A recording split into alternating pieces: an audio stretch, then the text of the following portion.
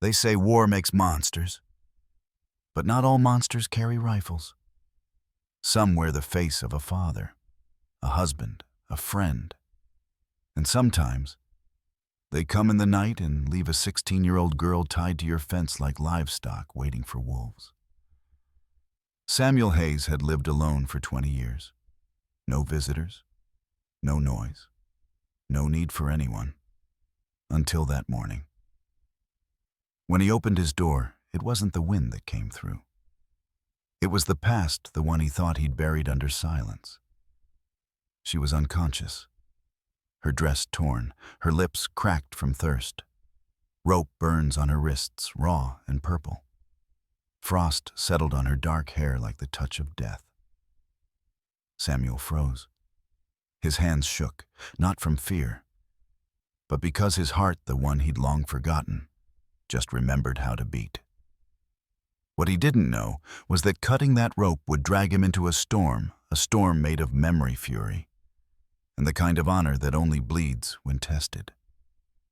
Blood would soak that prairie before the sun hit high. This wasn't just a story about a discarded girl.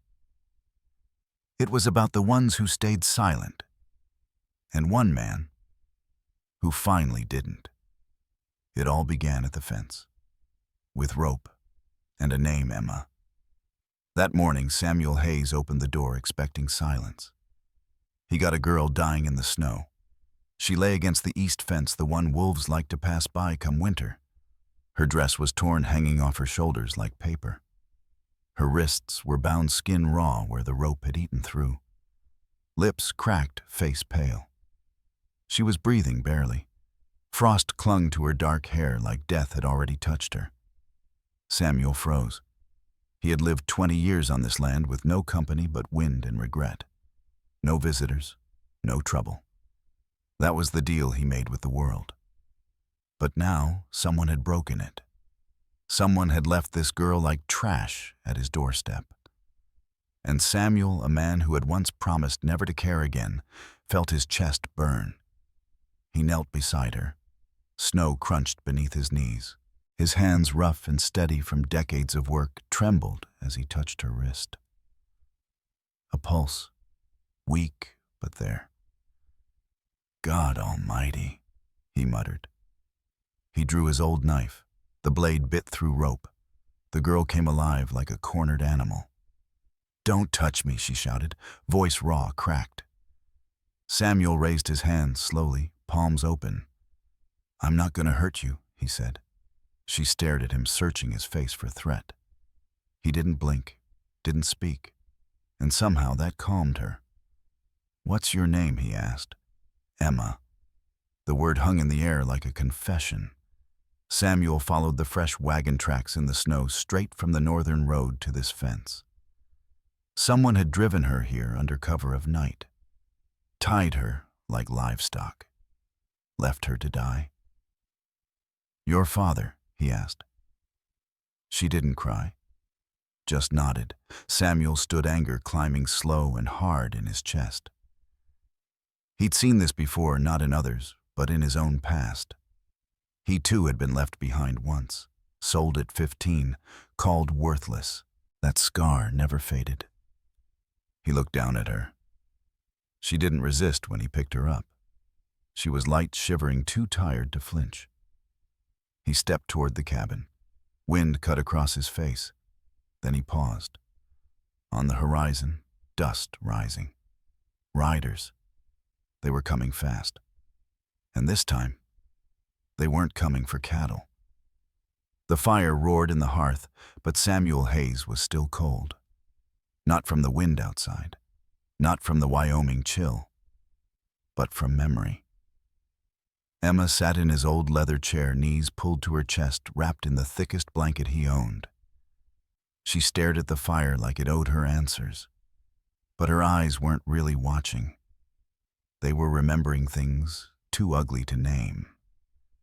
Samuel knew that look. He'd worn it himself for the first 10 years after he ran. Pretending to sleep, to be still, to disappear. Because sometimes stillness is safer than being seen. His mind wandered uninvited to a name he hadn't spoken in years, Crawford. The man his father sold him to for a whiskey debt and a poker hand gone wrong. 15 years old, bones sticking out, trust already broken. He remembered the smell of Crawford's sweat, the sting of his whip, the way his boots creaked in the dark before pain came. He remembered praying not to wake up. And he remembered the night he ran, blood on his back, snow under his feet, not crying, not screaming, just biting down and running until silence swallowed him whole. That was the night Samuel Hayes buried the boy he'd been. But looking at Emma, how she flinched even in sleep, how her shoulders curled inward like a shield, that boy came crawling back. He sat across from her, the fire casting long shadows on the cabin walls, his voice cracked low and tired. "What kind of man was he?" he asked. She didn't answer right away. Then, without looking at him, "My stepfather. Thomas. He did things, and told me if I told anyone, Devlin would kill him." Samuel's jaw locked, his fists clenched. But he didn't interrupt. "And your real father?" he asked, though he already knew. She hesitated, then whispered, "Marcus Devlin." There it was, the name that ran this land like a god with a gun. The man Samuel had once worked for. The man who buried people with charm and bullets. And now he wanted to reclaim his daughter, not because he loved her, because he owned her. Samuel stood. The room felt smaller, the air thicker. He walked to the gun cabinet and pulled it open. "You ever fired a gun?" he asked. Emma turned her head, slowly. "No." "Then today he said loading shells into his Winchester, you'll learn." He handed her the Colt. It was too big for her hands, but she took it anyway. Not like a fighter, not yet, but like someone who didn't want to be helpless anymore. Samuel watched her, and in that moment, he wasn't alone anymore. Outside, the hooves were louder now, the dust rose higher. The first rider came into view. Something dragged behind his horse. A message, written in flesh and fear. Samuel didn't blink, because some scars never fade. But sometimes they lead a man to stand again. There are sounds a man in the West never forgets: the snap of a noose, the creak of worn leather, and the rhythm of hooves that don't belong. That morning Samuel Hayes heard the last one. The wind still whispered across the prairie, but inside it was a different sound, heavy, deliberate, like claws dragging through dirt. He stepped onto the porch, eyes squinting toward the horizon, and saw it a wall of dust, thick and red, like the memory of old blood.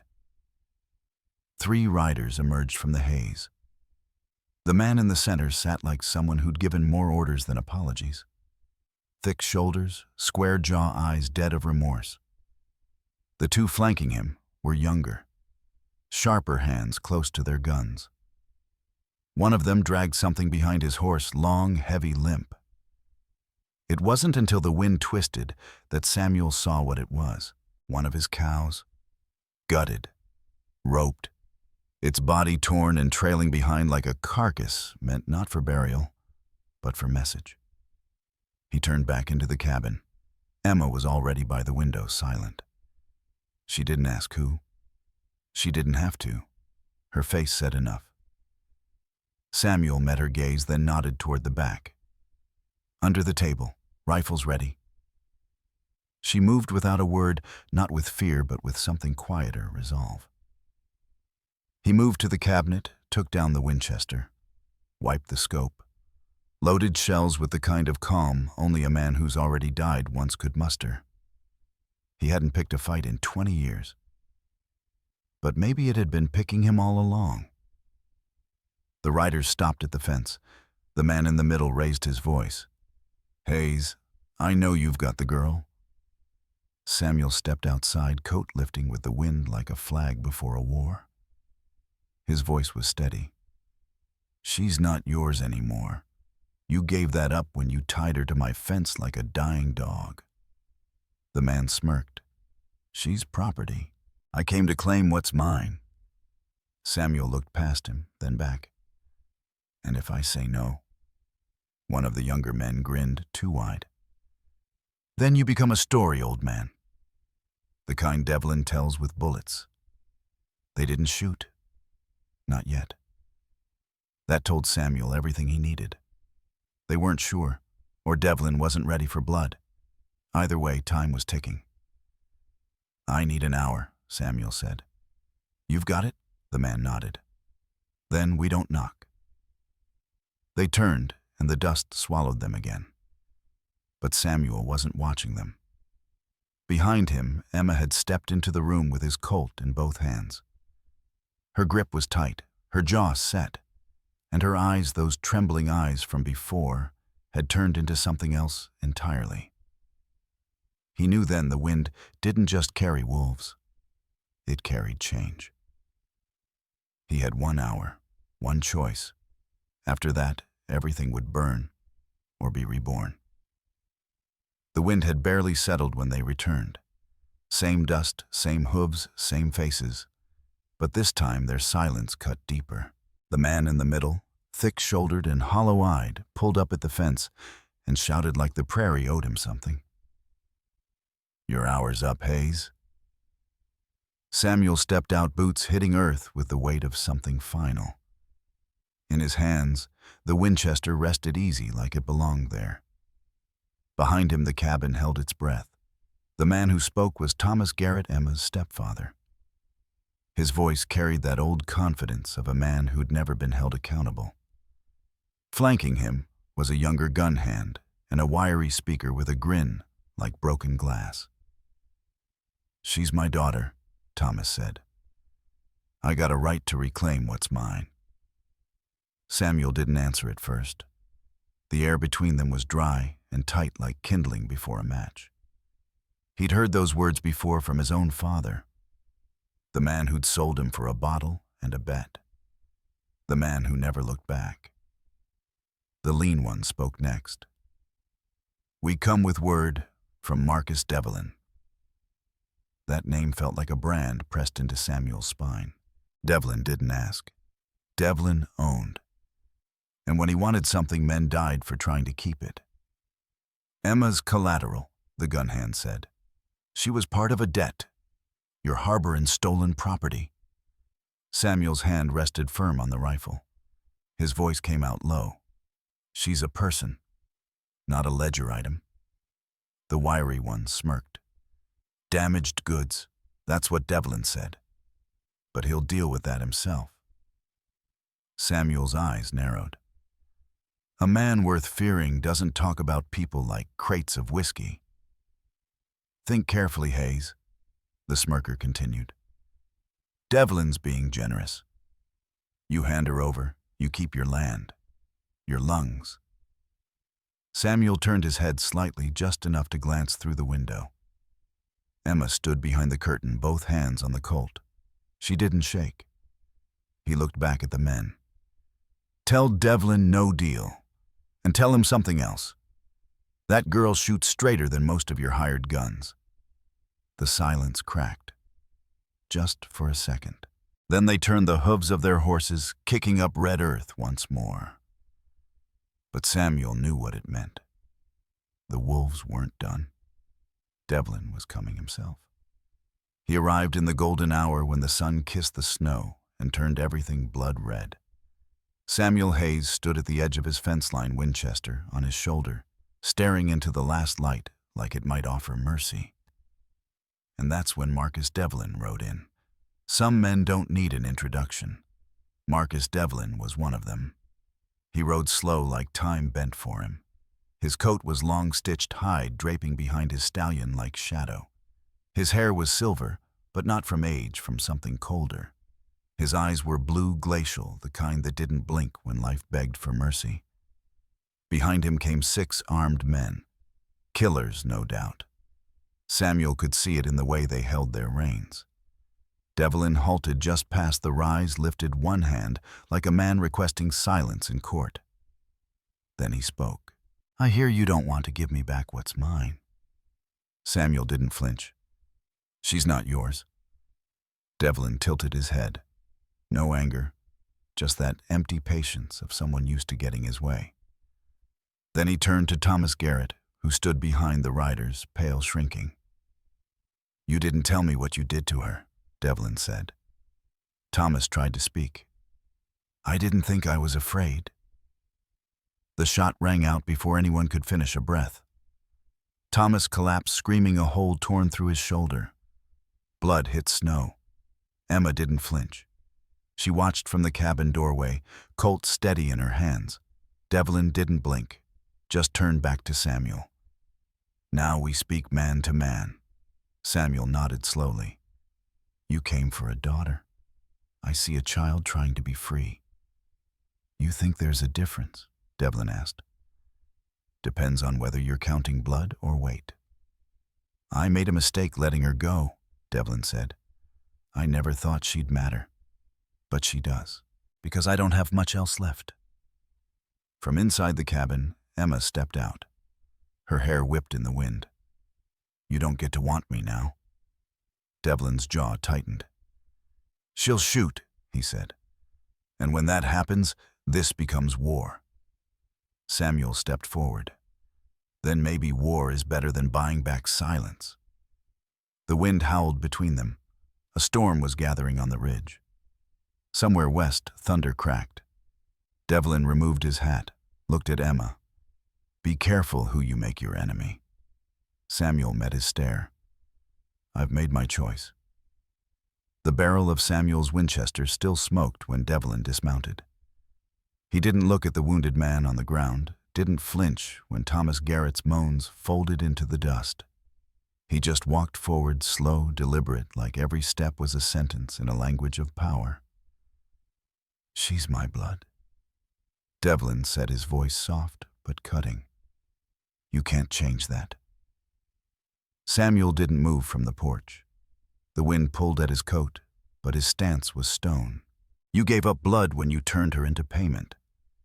You don't get to call yourself father now. Devlin's face didn't twitch, but something flickered in his eyes just for a breath. That girl out there is half of me, and half of what I lost.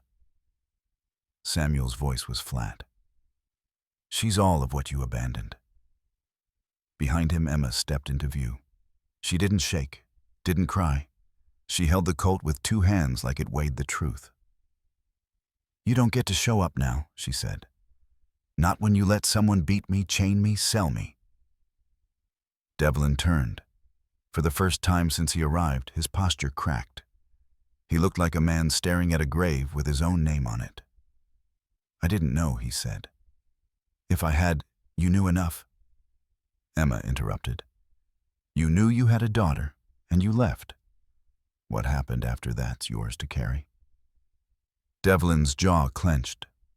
His hand twitched near his revolver, not out of anger, but instinct. And Samuel saw it. The tremor of a man losing control of a story he thought he owned. You think blood gives you rights? Samuel asked, stepping down from the porch. You think one drop of shared lineage makes up for 16 years of silence? His boots hit the dirt with finality. Blood doesn't make family. Pain does, and healing, and the choice to stay. Devlin looked at him now. No hate, just the bitter taste of a truth too long denied. What do you want from me? He asked. Nothing, Samuel said. That's the point. She owes you nothing, not even hate. Emma's voice cut through them both. But you owe me everything, and I won't take it, because if I carry your debt, I stay chained to you. Devlin's shoulders dropped. The fight left his body like breath from a dying fire. He looked down at the snow, then back at her. Then what do I do? He asked. Samuel looked at Emma. Her eyes were tired but clear. You leave, she said. And you remember this moment every time you try to call something yours. The wind rose again, whipping dust around Devlin's boots. He nodded once, then turned, climbed back into his saddle, and rode out slower than before. Not defeated, but no longer sure who he was. Samuel exhaled. The porch creaked under his step as he turned back to Emma. Her hand still gripped the gun, but her eyes, those eyes no man had met without flinching, had softened. "That's the first time I've said it out loud," she whispered. "That I don't owe him anything." Samuel nodded. "Now you start living like it." The sound of distant hooves echoed on the ridge. Not Devlin's this time. These came faster, sharper. Something else was coming, maybe justice, maybe reckoning, but they'd meet it standing, together. The dust rose fast, faster than a storm. It came with the sound of hooves, dozens of them thundering over the ridge like war drums. Samuel stepped off the porch and stood between cabin and fence boots, digging into the cold Wyoming dirt. Beside him, Emma raised the Colt jaw, tight shoulders squared. They didn't speak. No need. The line was drawn. What came next would speak for them. Through the dust rode 8 men, lean, scarred, efficient. Devlin's reinforcements, late but not too late to do damage. Their eyes scanned the horizon, found the cabin, found Samuel. No mercy in their faces, no confusion, just mission. The lead rider halted, spitting into the dirt like he owned it. "Where's Devlin?" Samuel didn't answer, just tilted his head toward the horizon. "Gone." "Dead?" the rider asked. Samuel shook his head. "Wiser." The man grinned, teeth chipped. "Then I reckon you're all that's left between us and the girl." Samuel leveled the Winchester. "She's not behind me. She's beside me. And I'm not what's between you. I'm what's waiting." The riders didn't laugh. That wasn't their kind of work. They spread out slowly, a half circle of rifles and rusted leather. Emma didn't flinch. She cocked the hammer with both thumbs and stepped up until she stood in the dirt shoulder to shoulder with Samuel. Wind swept past, and with it a memory of silence, of all the years Samuel had lived without cause, without fire, without anyone worth dying for. That silence was gone now, buried in the footsteps of the girl beside him. "Last chance," the rider said. "Hand her over and we'll walk away." Samuel glanced at Emma. She didn't blink, didn't breathe, just stared at the men like they were already ghosts. He stepped forward, drew a shallow line in the dirt with his boot. "You want her?" he said. "You cross this."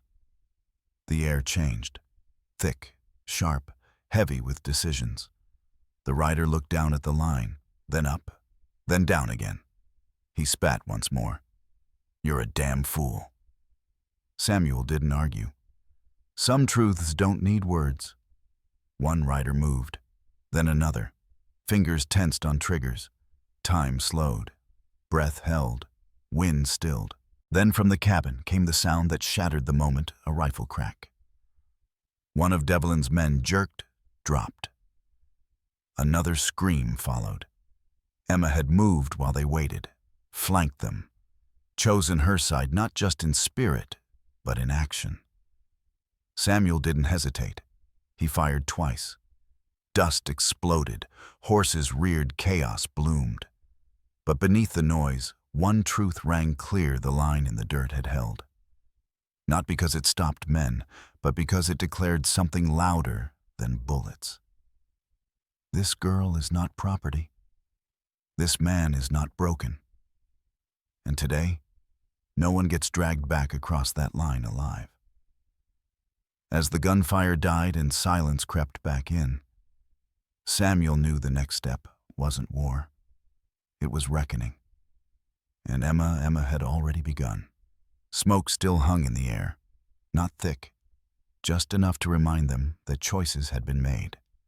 Samuel stood among spent shells and silence boots in the blood-dusted earth, breath rising slow. Emma sat on the porch steps, elbows on knees, the Colt beside her like a sleeping dog. Her hands were dirty, her cheeks streaked with sweat. But her eyes, those eyes, were clear, not hardened, just awake. The riders were gone. Some limped away, some didn't move at all. The cabin still stood, barely, but it had held, and so had they. Samuel looked at the girl, the wind catching strands of her hair like smoke off a fire long burning. For a moment, neither of them spoke. Then she whispered a single word. "Papa." It wasn't loud. It wasn't forced. It didn't come with tears or trembling. It came like sunrise. Quiet, certain, the kind of word a soul chooses when it's ready.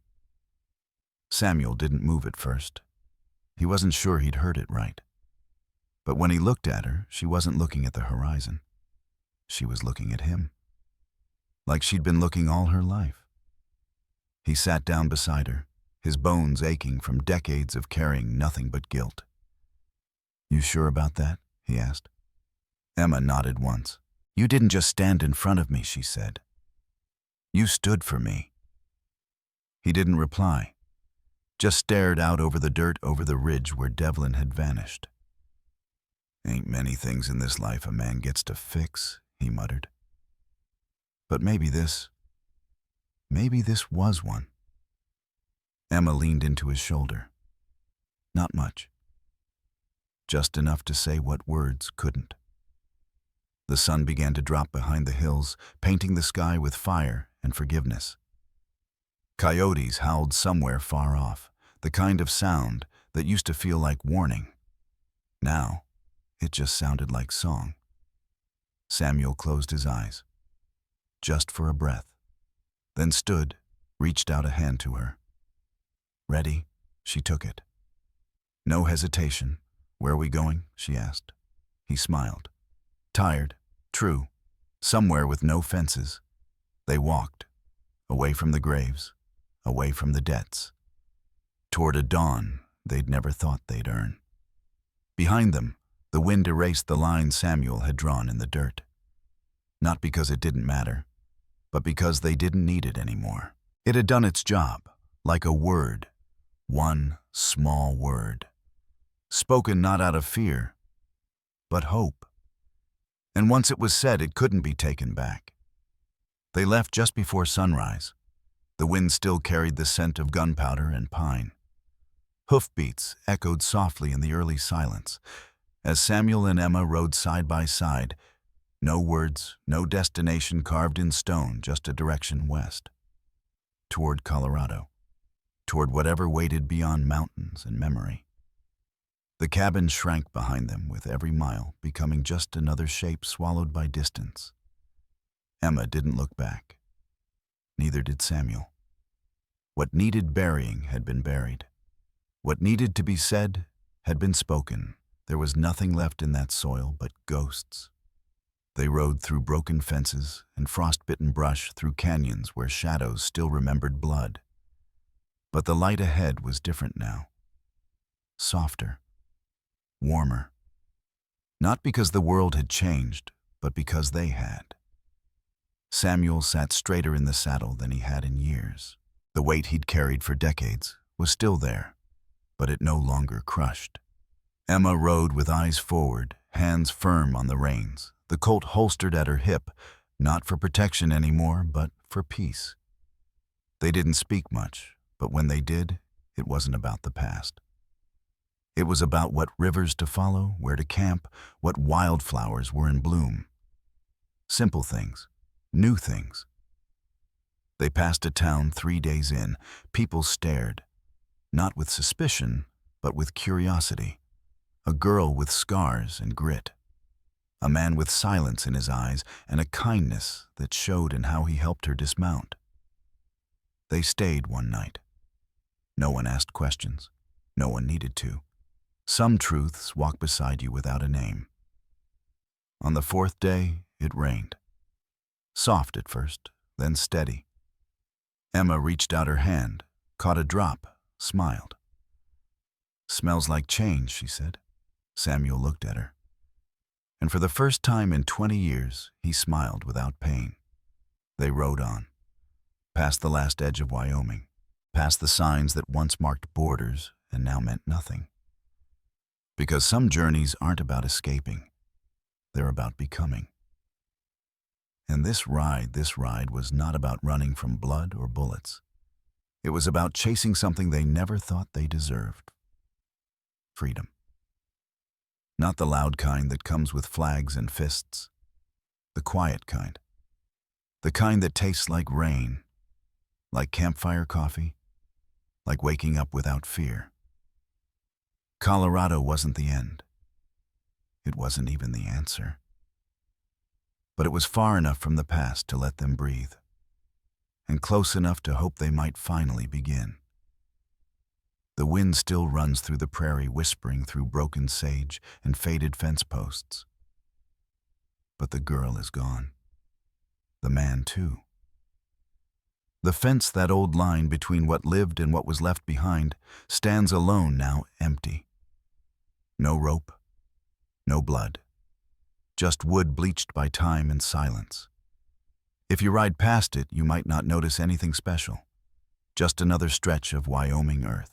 But if you stop, if you look close, you'll see where a rope once bit into the grain. Where footprints told the story of a girl left like livestock. And where someone quiet, someone tired, chose to cut her loose. That moment still hangs in the air like smoke that forgot how to fade. No marker, no statue, but the land remembers. You can almost feel it, that thin pulse of memory humming beneath your boots. The cabin behind the fence still leans with old age. No smoke in the chimney, no footprints on the porch. But inside there's a chair that once held a trembling girl, a rifle rack that once held the line, and a cracked window Emma slipped through when she chose her own story. What remains is dust. But it's sacred now. Because something changed here. Not loud, not sudden, but real. Samuel Hayes, a man who'd once buried himself in solitude, left behind more than a name. He left a question, a legacy shaped not by gunfire, but by mercy. Emma, once a debt, once a wound, rode west not as someone rescued, but as someone reborn. And the fence, well, the fence learned to let go. Maybe that's all we're ever asked to do. Let go of what hurt us. Stand for someone else. Make peace with the ghosts behind us. Not because we have to, but because we can. Because even in a world that forgets too quickly, moments like these ripple out. Quiet, permanent, unseen by many, but felt by those who know where to look. And maybe now, it's your turn. If you saw a girl tied to your fence tomorrow, would you stop? Would you cut the rope?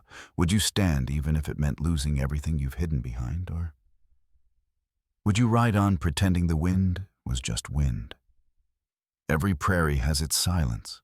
Every man, his fence. The only question left is, what will you do when someone else's life lies knotted on yours?